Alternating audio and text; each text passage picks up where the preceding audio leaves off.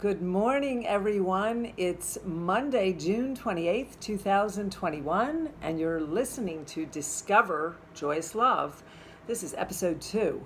And my theme or my topic today is about the male and the female, masculine and feminine polarities, and how these two must be brought into consciousness before humans can reach a full maturity.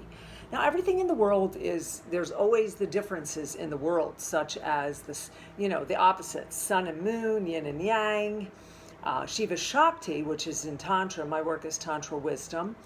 You have yin and yang, and you also, the Buddhists see that as the left and the right brain. So basically, the human condition is comprised of a male and female energy. Regardless of your sex, your sexual orientation, within we have a male and female that fight, that try to bring balance and harmony together so that we can present ourselves as a fully balanced human being. When we need our strength, we become the aggressive one, the outspoken one, or speaking with conviction, or allowing ourselves to tap into the strength and the stronger part of ourselves. And then there is the feminine energy within that is more the nourisher, the one who's more fluid, more unpredictable, more healing in nature.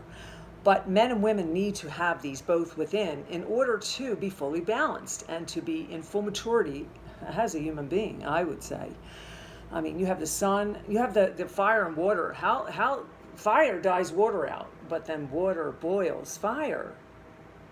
Just imagine when you're boiling tea, it's the fire underneath that's making that water bubble up. And then it's, of course, the water that dries out the fire. So again, we must come into what we call a balance and compromise with ourselves. We have to compromise sometimes, but we have to come into that space in the body. Good morning, everyone. It's Monday. Discover Joyous Love. I'm Anita. And so the Buddhists, I don't know if I just said that, they see it as the left and the right brain. Okay, so now what we're going to do is continually talk about how this feminine and masculine can affect our sex lives, or how it controls our sex lives, or how it connects us, and how we meet a mate according to the polarities that live within our body. First of all, in order to get to the polarities, the male and female, we must align ourselves with nature, something in nature. We're very fluid. The body is fluid inside. We're made from water. But to align ourselves with nature, whatever's going on, the nature, the greenery, the earth, the moon, the sun, all of this is nature. So polarities, they exist everywhere. And one of the things that you want to do and learn is how to assess these differences within your partner. How do you assess the differences if you don't know yourself, if you don't trust yourself? Firstly, we must always approach everything that we do with love and harmony. And I know that's a loaded statement, and it's difficult to always approach something with love and harmony, especially if you have a lot of things going on and you're not in your best state of mind that day. But we can learn, and that's what we're here for, to teach you how to make yourself better. Now, getting to the male and the female energies, of course, the male energy within is always the stronger of the energies. The male is always the stronger, and the female is more the initiatory, seeking freedom, a sense of purpose. Oh no, that's the masculine, sorry. The masculine is more initiatory, seeking freedom, sense of purpose. The feminine is more receptive, more seeking love and sense of connection. So now coming back to this polarity is what attracts us, but it's not the complete image. So if you are a couple and you're a low polarity couple, what does that mean? Low polarity couples, they love each other universally, they're connected, they're in love, but they have no sexual attraction. Now, if both of them don't have a sexual attraction, then the relationship could fizzle. But if one of them has a sexual attraction, then you can certainly learn from the other and teach the other person how to complement you sexually in the bedroom.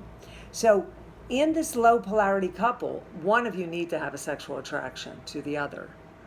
Otherwise, the sexual attraction, getting to this sexuality, your chemistry, your sex drive is what makes you connected to a mate. Like if I see a man that I like, I'm drawn right from my sex organs, but I'm not drawn to him sexually. I'm just drawn from that energy. So the sacred sexual energy is the energy that connects you. And this is why we must continually respect and honor and keep this energy very sacred, very divine, not depleting the energies. If you have sex a lot out there with a lot of different people over the course of your life, you're not going to understand what this divineness is. This divine energy is sacred and must put value on it. So if you meet someone and you are generally attracted to them sexually, not that you want to have sex right away or sex at all, but is that energy that makes the connection. Now we have the high polarity couples where they can't keep their hands off of each other. They're all over each other. Sex is all they want. They think they're in love, but they're really not. By the end, the connection and the communication is not there. So those high polarity couples will eventually fizzle out. That's a sexual, lustful relationship, and they're fun to have too, because they can keep your sex alive, but in the end, it will amount to nothing. If you're looking for something, that is. Then you have the active couples, which are deeply connected. They have a strong physical attraction to each other, or at least one of them do. And they can shift. They can shift to have sex, not have sex, be more flexible in different areas of their life. So they're able to shift. They're a little bit more open-minded and connected. So these are the three types of couples that there is no full package. So keeping that in mind, some people think they're looking for this full package, but you have to work for the full package. Or then again, a full package to everyone has a different meaning. And so whatever that is to you, that's what it is to you. So continuing here, you are listening to Discover Joyous Love, and this is episode 2. The topic today is masculine and feminine polarities and how we assess the differences in each other. So again, these differences in each other, basically it's just about adapting and adjusting to the differences in your partner, how you become connected, what you like and what you dislike about your partner. These differences are always going to be there in every relationship that you encounter. And you will find things that you are compatible with, and you will find things that you like, but some things you're always going to have to work on something to make the harmony happen. Good morning, everyone. It's Monday, June 28th, 2021. I'm Anita DeFrancesco, here with you. Discover Joyous Love. Now, there are ways. Now, if you, for a moment, sit down. Now, figure out if you're a masculine or a feminine. Me, I have more masculine energy. My entire life, I had to be a strong woman. I had to, be the strong one in the family, raise the younger children, help mom with the younger children. It just seemed like I took on a man's role.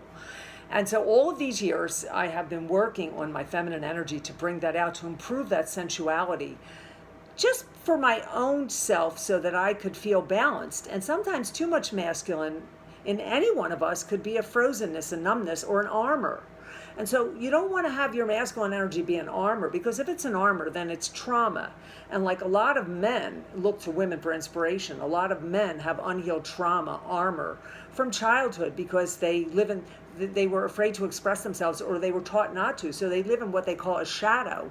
And when you live in the shadow, men or women, but men a lot of the time, because they have unhealed trauma, that they can turn to addictive personalities or compulsive personalities.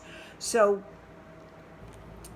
if you feel that you are, whatever your energy is, now mine is more of a male energy, And I love it, but I love having the male energy because it gives me my strength and it gives me my voice. It gives me my voice. I have a podcast also. It's called It's Your Voice. And that comes out on Tuesdays.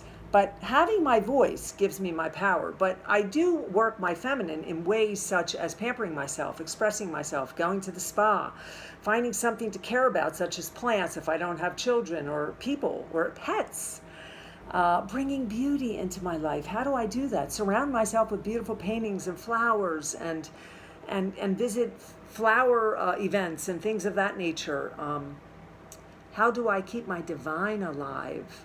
I practice yoga, where I connect to something that helps me heal that divineness, to refine it, to put value into it.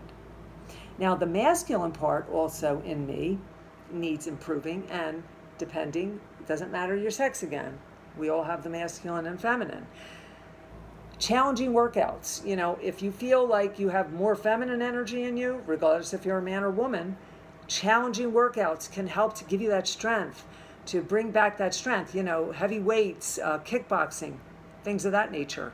Taking unknown adventures with strange people out there. You know, honoring your independence, harnessing your independence, opening up to that. And being alone sometimes can make you stronger.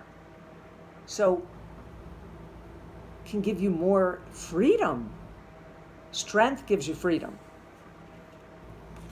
Ideally, we all want to unionize in sacred union. Ideally, that is what we want. Taking a breath, everyone. Let's coming into this moment right now, this moment on Monday, June 28th, honoring the masculine and feminine within your bodies and bringing that into the divine light here. So just opening up to that power. Raise up into your higher power. Respect your desires. Respect your desires. And take that breath. There we are. How do we become balanced in the masculine and feminine? It's basically anything. How do we become balanced in any part of our character? Well, first of all, and they're polarities, they're opposites. And sometimes we have this push and pull energy, you know, even in relationships, with people, with ourselves. It's a constant push, it's a pull, it's a push, it's a pull. But then there's chaos. You know, the idea of chaos can set in, and then chaos sometimes can bring you centering. So we need to have chaos in order to become more centered.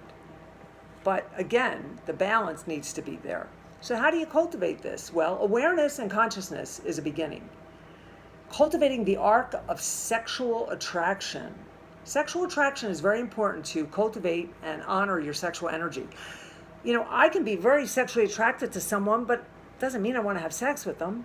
But I'm honoring my sexual energy, which means that I could stay connected to someone just because my sexual energy is alive without having sex. And that is how you meet a mate. You are attracted to someone with sexual energy. Not necessarily, I mean, if you see someone and say, whoa, he or she has a great body, ooh, I want to meet them.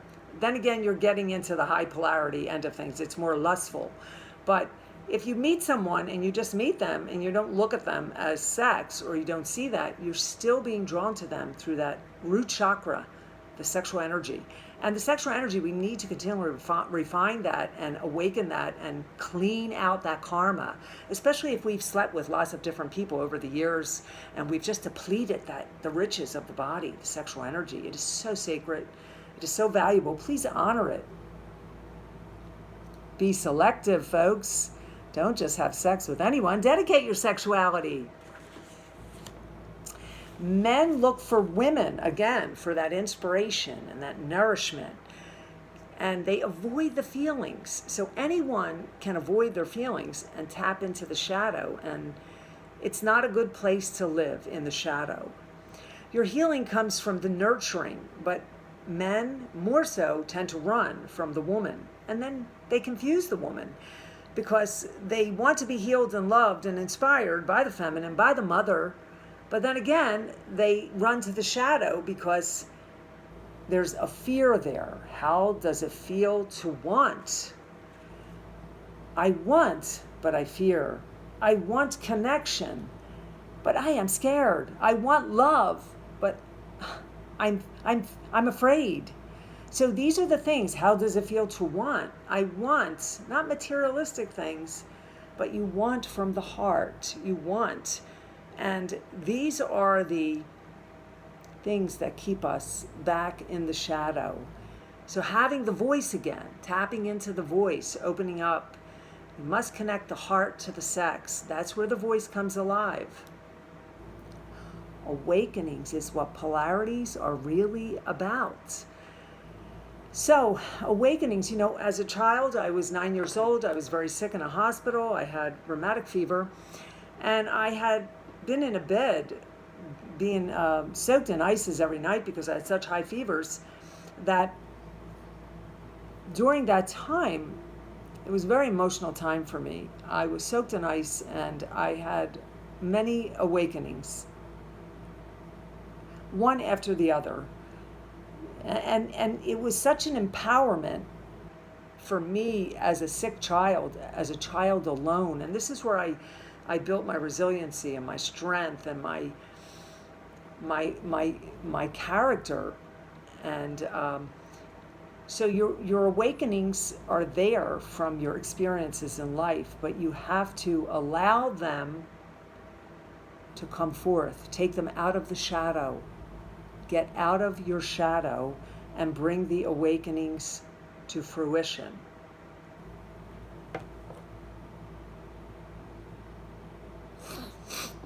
Good morning, everyone. Well, I'm going to leave you just on one last thing. The masculine essential qualities, initiatory, seeking freedom, sense of purpose. A little bit of pollen here today. Desire to complete missions. We wish that all the masculine energy was that way. Competitive, evolving, living on the edge. I am always living on the edge. Decisive and directive. Now the feminine energies, again, these are just in a man or woman. Receptive, seeking love, sense of connection. Radiance and beauty, caring, flowing and unpredictable. So a feminine energy in someone is very unpredictable. And I will leave you on that note today. Have a great Monday, folks. You have been listening to Discover Joyous Love. I am Anita DeFrancesco. I will be with you every Monday. Thank you for watching.